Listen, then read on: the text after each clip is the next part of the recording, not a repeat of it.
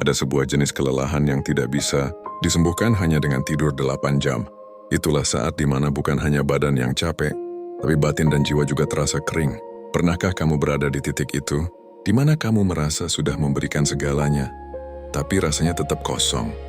Halo semuanya, selamat datang. Di video ini saya ingin berbagi sesuatu yang sangat personal. Minggu lalu, saya ada di titik itu. Lelah secara fisik karena aktivitas, lelah secara batin karena tekanan, dan jiwa saya terasa sangat jauh. Namun di tengah kekeringan itu, saya menemukan sebuah janji yang luar biasa dalam Yeremia 24 ayat 6 dan 7. Ternyata saat kita merasa paling dibuang oleh keadaan, saat itulah mata Tuhan justru sedang tertuju kepada kita. Mari kita baca Yeremia 24 ayat 6. Maka aku akan mengarahkan mataku kepada mereka untuk kebaikan mereka, dan aku akan membawa mereka kembali ke negeri ini.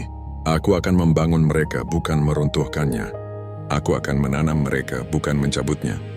Latar belakang ayat ini adalah tentang bangsa Israel yang sedang dibuang ke Babel. Dibuang itu sakit. Dibuang itu artinya kehilangan kenyamanan, identitas, dan harapan. Tapi Tuhan bilang sesuatu yang mengejutkan. Aku mengarahkan mataku kepada mereka. Kata mengarahkan mata dalam bahasa aslinya bukan sekadar melihat sepintas, tapi memperhatikan dengan penuh rencana dan kasih sayang. Tuhan tidak sedang menonton penderitaan mereka.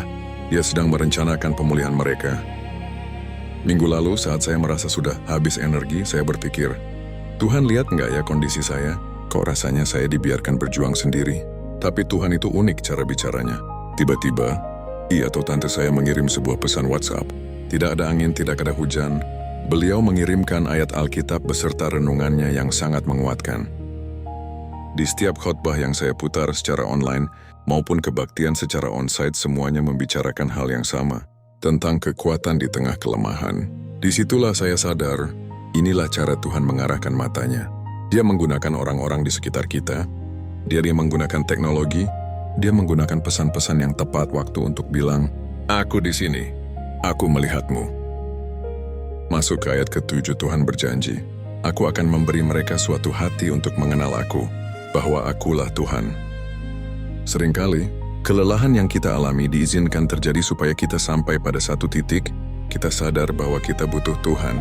Tuhan ingin mengganti hati kita yang mungkin sudah keras karena ambisi, atau layu karena kekecewaan, dengan hati yang baru, hati yang mengenal Dia secara pribadi. Pemulihan sejati bukan saat masalah kita selesai, tapi saat hati kita kembali berpaut kepadanya.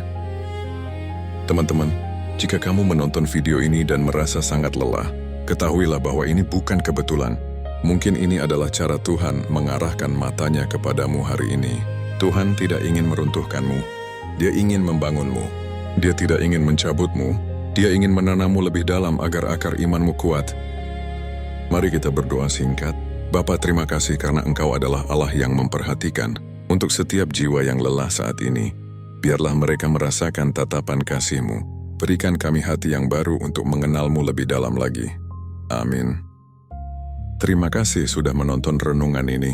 Kalau kamu merasa dikuatkan, tulis di kolom komentar ya. Bagian mana yang paling menyentuh hatimu? Jangan lupa subscribe untuk renungan-renungan selanjutnya. Sampai jumpa dan Tuhan memberkati.